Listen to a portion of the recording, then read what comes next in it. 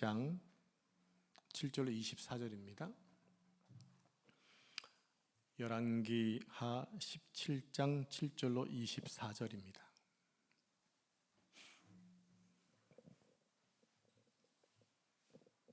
한 절씩 교독하겠습니다. 이 일은 이스라엘 자손이 자기를 애굽 땅에서 인도하여 내사 애굽의 왕 바로의 손에서 벗어나게 하신 그 하나님 여호와께 죄를 범하고 또 다른 신들을 경외하며 여호와께서 이스라엘 자손 앞에서 쫓아내신 이방 사람의 규례와 이스라엘 여러 왕이 세운 율례를 행하였음이라. 이스라엘의 자손이 점차로 불의를 행하여 그 하나님 여호와를 배역하여 모든 성읍의 망대로부터 견고한 성에 이르도록 산당을 세우고 모든 산 위에와 모든 푸른 나무 아래 목상과 아세라 상을 세우고 또 여호와께서 그들 앞에서 물리치신 이방 사람 같이 그곳 모든 산당에서 분향하며 또 악을 행하여 여호와를 경노하게 하였으며 또 우상을 섬겼으니 이는 여호와께서 그들에게 행하지 말라고 말씀하신 일이라. 여호와께서 각 선지자와 각 선견자를 통하여 이스라엘과 유다에게 지정하여 이르시기를 너희는 돌이켜 너희 악한 길에서 떠나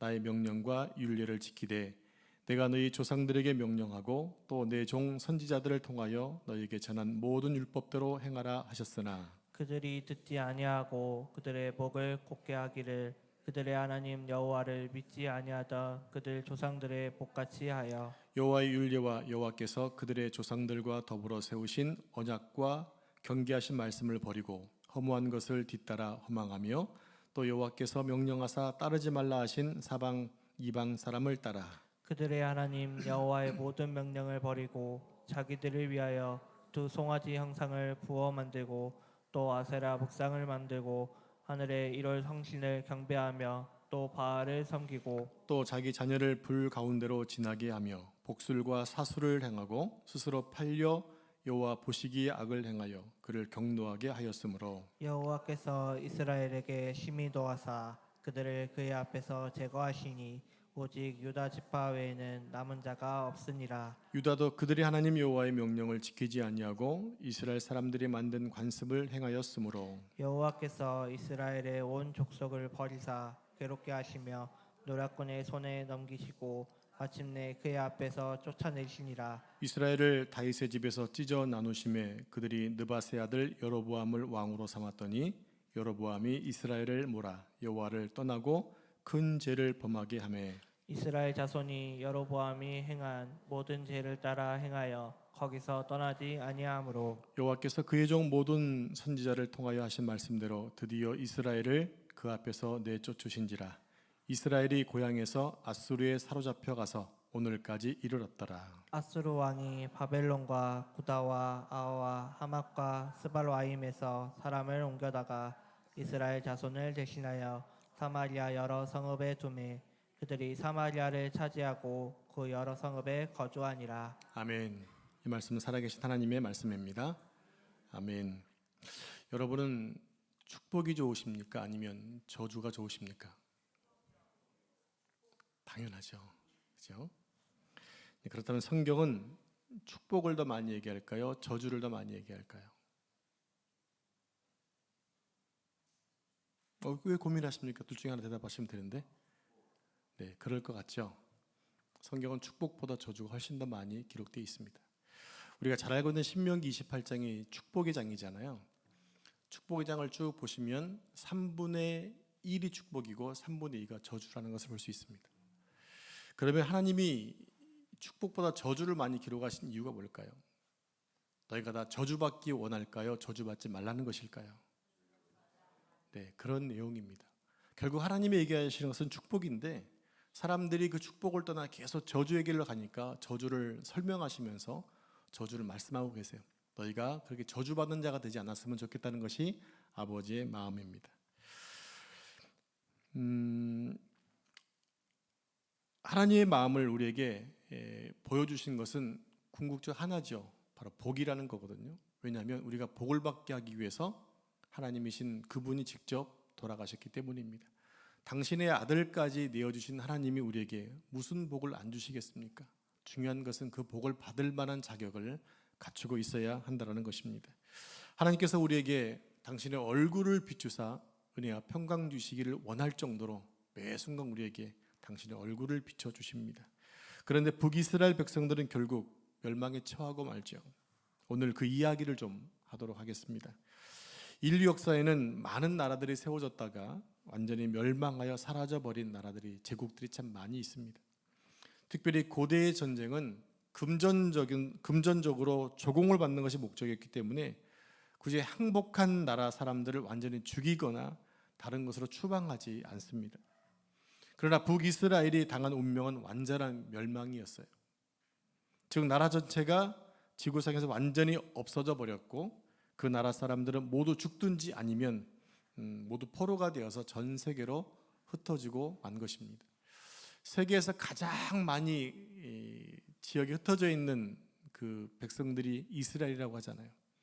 그다음에 한국민도 만만치 않게 디아스포라가 많죠. 그럼 이스라엘이 왜 그렇게 선택받은 나라에 살면서 왜 그렇게 전 세계로 많이 흩어졌는가? 이렇게 과거부터 범죄하고 나라에 잡혀가서 흩어졌기 때문에 그 백성들이 많이 전 세상에 살고 있는 것입니다. 지금 아수르 민족은 이스라엘 백성들을 점령한 이후에 그들을 다 죽이든지 아니면 끌고 갔고 다른 흩어지게 했고 대신에 비어진 자리에 이방의 민족들을 데리고 와서 그 지역에 심어 놓습니다. 이것은 뭐냐면 결국 피가 섞임을 통해서 민족성 자체를 말살하려고 하는 아수르의 정책이었던 것입니다. 자, 북이스라엘은 아수르에게 완전히 멸망당하고 맙니다. 그런데 아주 중요한 문제가 뭐냐면 이 이스라엘이라는 나라가 하나님의 백성들의 나라였고 또 하나님의 언약이 있는 나라였다는 사실이에요. 일반 그냥 보통 나라의 멸망이 아니라 하나님의 나라 백성이 망한 거예요. 하나님 나라 언약 백성이 망했다라는 거예요. 이건 그냥 쉽게 넘어갈 문제가 아니라 아주 중요한 문제였어요.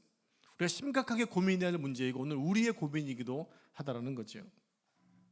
하나님은 이스라엘 자손들을 애굽 땅에서 이끌어내고 가나안 땅에 정착하게 하시면서 이 땅을 영원히 그들과 그들 자손에게 주시겠다고 약속을 하셨어요. 그래서 한때는 다윗과 솔로몬처럼 그 주변 국가가 너무나 부러워할 정도로 부강한 민족이 되기도 했고 또 남북이 나눠진 이후에 예후의 후손이었던 여로보암 2세 때는 또 상당히 번영한 나라가 되었었습니다. 그러다 이 엄청난 나라가 어느 한순간에 몰락하면서 지구상에서 영원히 사라지고 말았다라는 거죠. 북이스라엘은 남유다에 비해서 국력이 5배에서 10배 정도가 강했습니다. 그런데도 이스라엘은 남유다에 비해 100년 전도 빨리 멸망했죠. 우리 꼬맹이들 지금 열심히 뭘 그리고 있죠? 목사님을 잘 그려주세요. 자, 앞에 보시기 바랍니다. 나는 너희들 보고 싶은데 너는 안 보면 섭섭하잖아. 자, 왜 나라가 5배 내지 10배가 강했는데 그들이 멸망하고 말았던 것일까요? 무엇 때문일까요? 이것은 국력의 문제가 아니라 신앙의 문제였다는 겁니다. 이스라엘 백성들이 가나안 땅에 살기 위해서는 분명한 조건이 있었습니다. 그 조건이 뭐냐? 하나님만을 섬기는 조건이었어요. 이스라엘 자손들이 하나님에 대한 신앙을 버리면 가나안 땅도 버려야 하는 것입니다. 즉 가나안 땅에서 쫓겨나야 되는 것입니다. 그런데 이스라엘 백성들의 어려움은 바로 여기에 있었다고 하는 거죠. 다른 민족들은 하나님을 섬기지 않아도 잘 사는데 왜 우리는 그렇게 하면 안 되냐라는 거예요. 왜 우리가 하나님을 완전히 버린 것도 아니고 하나님도 섬기고 이방신도 섬기면 좋을 텐데 왜 하나님은 하나님만을 섬기게 하고 하나님을 안 섬기면 벌을 줍니까? 라는 문제가 있었습니다. 근데 하나님은 그것을 허용하지 않으셨어요. 왜냐하면 이방인은 하나님의 백성이 아니고 오직 이스라엘만이 하나님의 백성이었기 때문입니다. 그래서 이스라엘 자손들은 다른 민족들이 다른 신을 섬겨서 잘 살고 자기들은 하나님을 믿어서 잘 못 산다고 하더라도 절대 하나님에 대한 신앙을 버려서는 안 된다는 것이었어요. 왜냐하면 이스라엘 백성들이 하나님을 섬기는 것은 그들의 존재 이유였기 때문이고 선택받은 이유였기 때문입니다. 이스라엘은 하나님을 버리면 이방인처럼 잘 살게 되지 않을까 생각했지만 그래서 우리가 함께 읽었던 말씀 가운데 자식을 제단에 바치기도 하고 여러 등등의 신들을 섬겨왔지만 결국 그들은 성공했나요? 그들은 결국에 멸망되고 말았다라는 거죠. 이방인처럼 잘 살 것처럼 생각을 했지만 결국 그들이 하나님을 버리게 되자 이방인처럼 복받는 것이 아니라 아예 포로가 되고 완전히 가나안 땅에서 쫓겨나게 되었다라는 겁니다.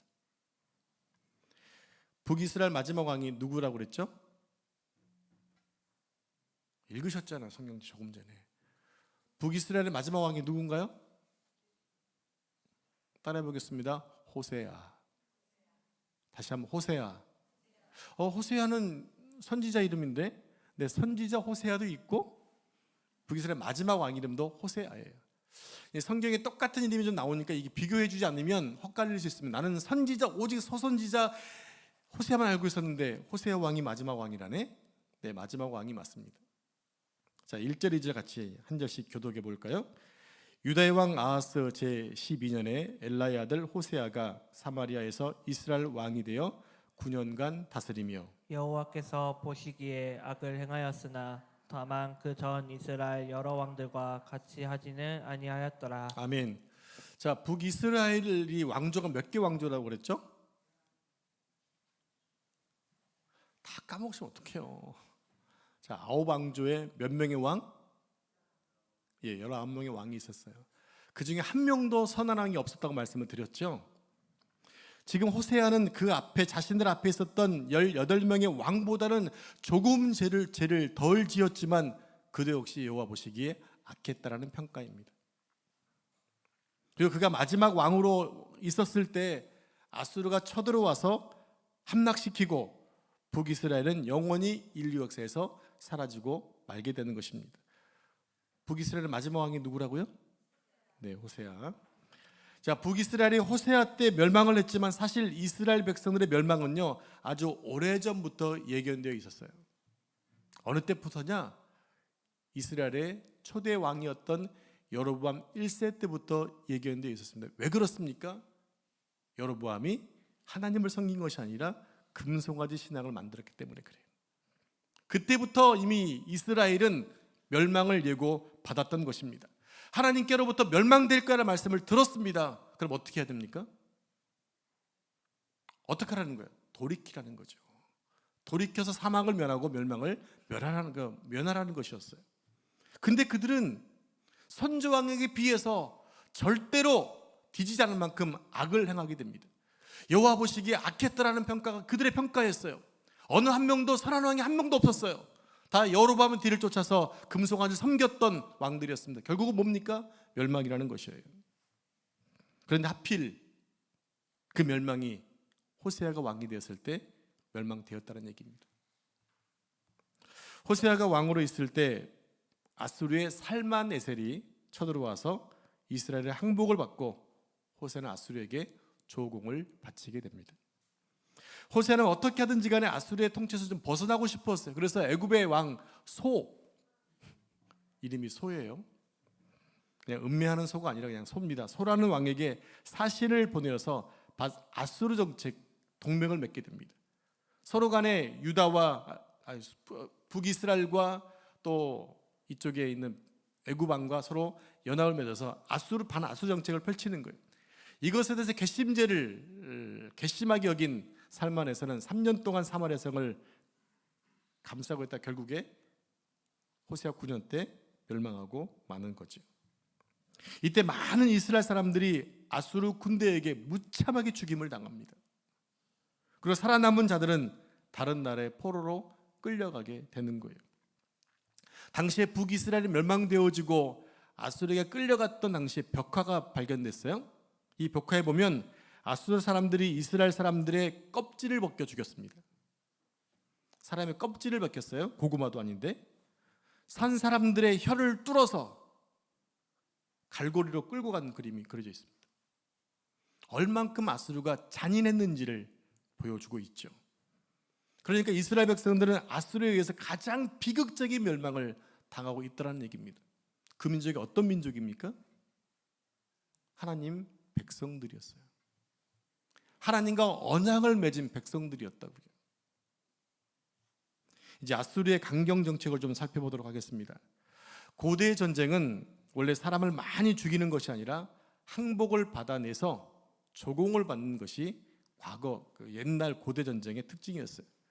그런데 아수르는 전쟁을 하는 원칙이 다른 제국과 달라서 마치 사람을 죽이는 것 자체를 목적으로 생각할 정도로 포로민을 잔인하게 죽였다는 겁니다. 아수르는 다른 나라를 완전히 정복하기를 원했어요. 그래서 처음부터 완전히 복종할 의사가 있는 나라는 항복을 받고 조공을 받았지만 조금이라도 반역의 끼가 보이면 철저하게 진멸했습니다. 그리고 다른 곳으로 옮겨버립니다. 그리고 그 땅에는 다른 민족을 데려와서 심어 놓는 거예요. 혼합 정책을 통해서 그 나라 자체를 완전히 없애는 그런 정책을 썼던 것이 아수르 제국의 특징입니다. 자, 우리 함께 6절 말씀을 같이 합독할까요? 6절입니다. 시작. 호세아 제9년에 아수르 왕이 사마리아를 점령하고 이스라엘 사람을 사로잡아 아수르로 끌어가다가 그 산 가까이는 메대 사람의 여러 고을에 두었더라. 아멘. 아수르 군대가 이스라엘을 멸망시켜서 할라 그리고 고산 강가의 할라와 하볼과 메대 사람의 여러 고을에 두었다는 것입니다. 그 대신 이스라엘 땅에는 5개의 나라가 들어옵니다. 바벨론, 구다, 아와, 하맛, 스발와임 사람들을 잡아다가 강제로 이주시켜 놓는 이주 정책을 피는 거예요. 즉 아수르는 이스라엘 사람들이 영구적으로 돌아올 수 없도록 다른 민족을 이민시켰던 것입니다. 혼혈 정책을 통해서 민족 정신을 완전히 박멸시켰던 거예요. 그런데 이스라엘 땅에 사자들, 라이언 사자들이 나타나서 이주민들을 물어 죽이는 일들이 있었어요. 여러분, 저도 이렇게 가끔 의아한 게 뭐냐면 팔레스타인 땅에 사자가 있었다라는 거예요. 믿겨지십니까? 사자는 밀림의 사막 이렇게 있어야 되는 거 아닌가요? 정글에? 근데 사자가 팔레스타인 땅에도 있었다라는 거예요. 그러니까 지금 BC 722년경에도 사자들이 있었다는 것이고 잠언서에 보게 되면 사자가 나오잖아요. 저는 그게 비유인 줄 알았더니 사자가 있었던 게 맞다는 얘기입니다. 그래서 사자가 나타나서 이주민들을 물어 죽이는 일들이 생겨났어요. 그리고 그 이유가 무엇인가 봤더니 이 땅은 여호와 하나님의 땅인데 백성들이 하나님을 섬기지 않기 때문이라는 것을 알게 됩니다. 그래서 이 사실을 안 사람 아수르 나라에서는 제사장 한 명을 끌고 와서 그 제사장으로 하여금 하나님을 섬기도록 그 정책을 폈던 것입니다. 그것이 사마리아의 신앙인 거예요. 그래서 그리심산에서 예수님이 오실 때까지 뭐하고 있었습니까? 제사를 드렸던 것으로 사마리아 수가성 여인이 설명해주고 있죠. 그처럼 사마리아 사람들은 하나님을 믿는 흉내는 내고 있었지만 혈통적으로는 거의 이스라엘이 아니었다는 거예요. 그래서 나중에 포로에서 돌아온 유다 자손들은 이스라엘 사람들을 어떻게 취급하느냐? 개 취급을 하고 있는 거예요. 그래서 나중에 페르시아가 이스라엘을 유다를 다스리게 되었을 때 3번의 귀환이 있게 되잖아요. 귀환에서 한 것이 뭐냐면 성전을 짓는 거였잖아요. 성전을 지을 때 사마리아 사람들이 와서 우리도 하게 해달라 했을 때 막았던 이유가 바로 여기에 있는 거예요. 너희는 정통 이스라엘이 아니라는 거죠. 왜? 이미 피가 섞여버렸기 때문에 그런 것입니다. 그런데 이런 엉터리 신앙도 신약 시대에는 예수님을 만나는 축복을 누리게 된다는 거예요. 사마리아 수가성 여자는 예수님을 만난 이후에 새 사람이 되죠. 그래서 자기 동네에 들어가서 내가 메시아를 만났다라고 전도를 합니다. 또 사도행전에 보면 빌립 집사가 사마리아 지역에 들어가서 복음을 전하고 큰 부흥을 일으켰던 것을 사도행전에 기록하고 있죠. 어떻게 보면 사마리아 사람들은 유다 자손들에게는 불가촉 천민들이었어요. 접촉하기 싫은 그 땅 자체를 밟기 싫어하는 그러한 나라였고 사람들이었죠.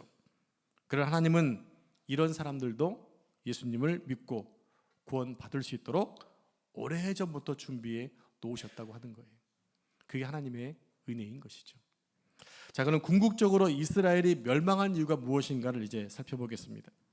본문은 이스라엘이 멸망한 이유를 단 한 군데 찾고 있어요. 무엇이냐? 신앙입니다. 자, 본문 7절 8절 말씀 한 절씩 교독하겠습니다.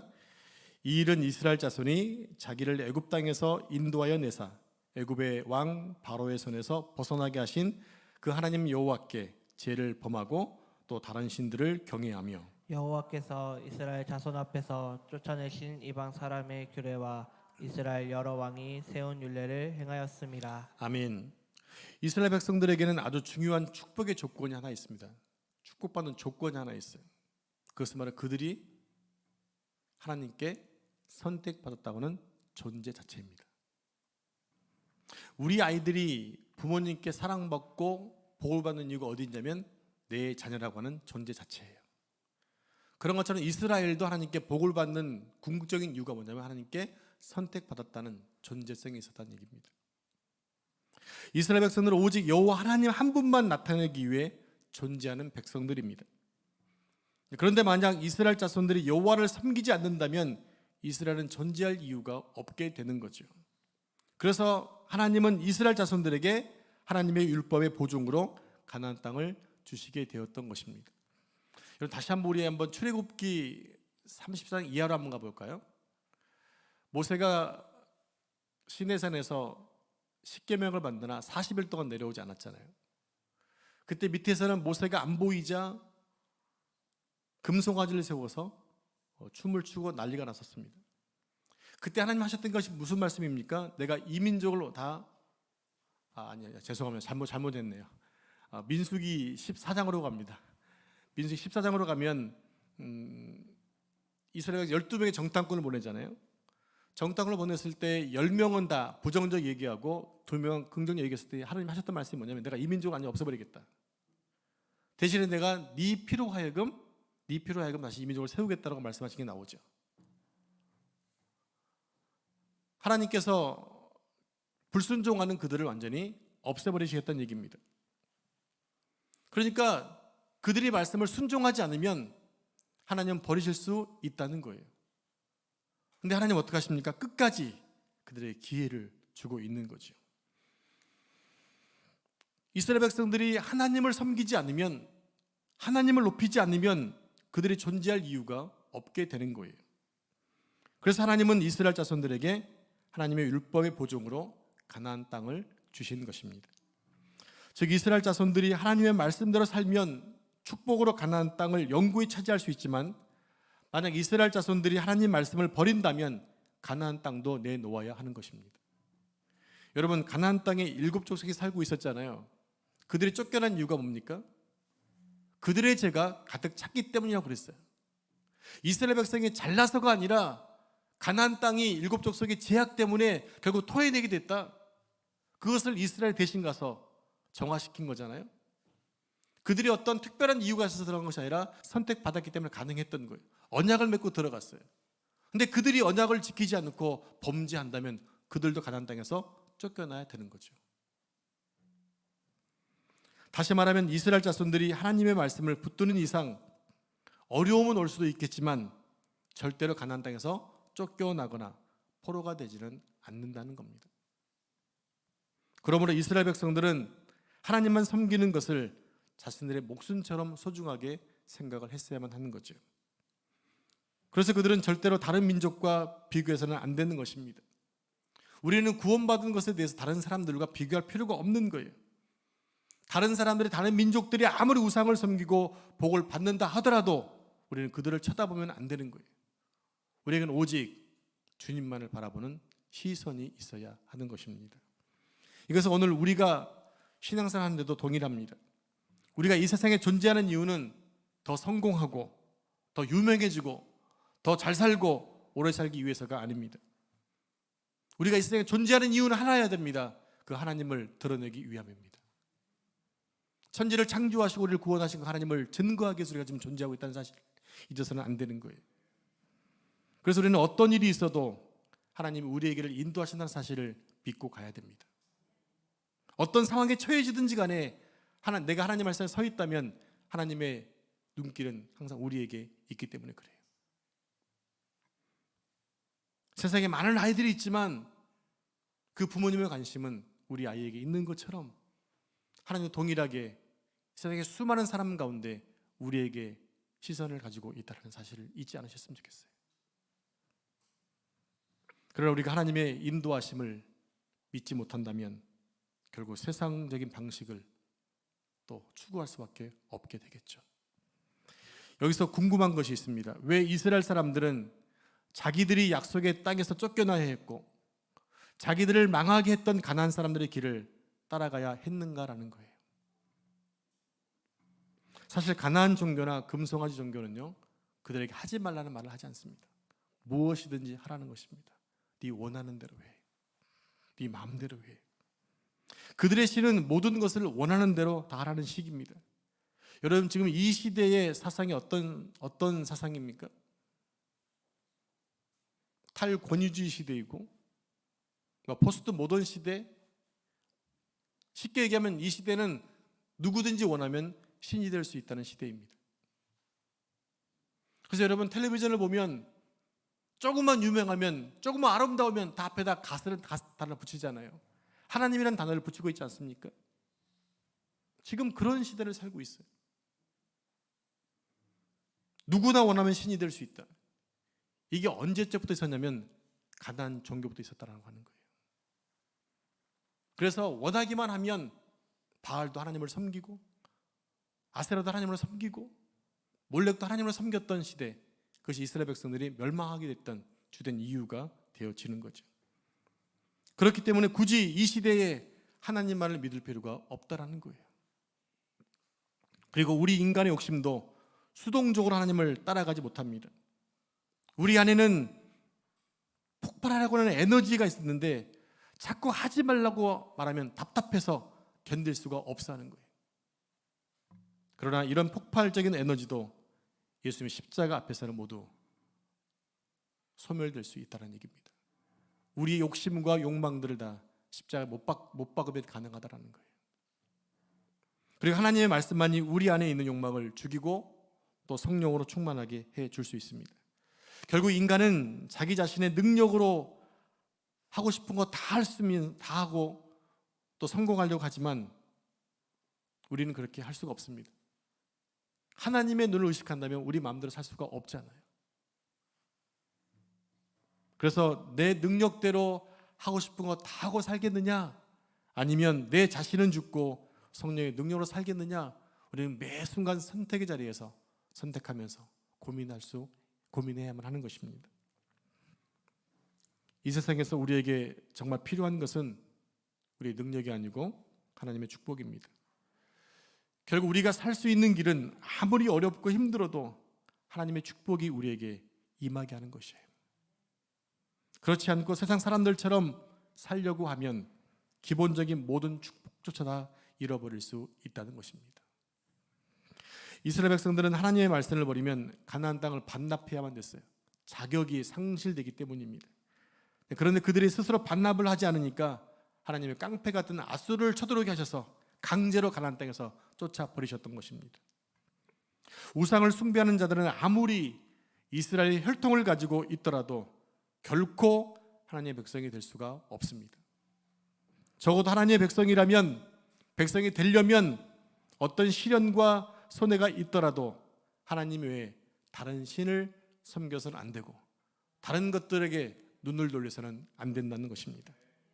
그런데 그들은 여로보암 때부터 호세아 때까지 하나님과 이방신을 겸하여 섬겼습니다. 하나님을 완전히 배제한 것은 아니었어요. 하나님에 대한 끈을 붙잡고 있었지만 동시에 다른 것들을 붙잡았던 것입니다. 그런데 하나님 뭐라고 말씀하십니까? 그것은 나를 믿는 것이 아니다라고 말씀하세요. 그게 문제인 거죠. 나는 같이 겸하여 섬기고 싶은데, 하나님도 섬기고 이웃도 섬기고 싶은데 하나님이 원하지 않는다는 거예요. 근데 신앙은요, 내가 원하는 것을 하는 것이 아니라 하나님이 원하는 것을 우리 행해야 되는 거거든요. 거기에 차이점이 있었어요. 하나님은 여로보암 때부터 호세아 때까지 참고 참아오셨어요. 약 209년 동안을 참아오셨습니다. 결국 끝이 오더라는 거죠. 그 끝이 뭐였습니까? 아수르에게 잔인하게 진멸당하는 마지막이었어요.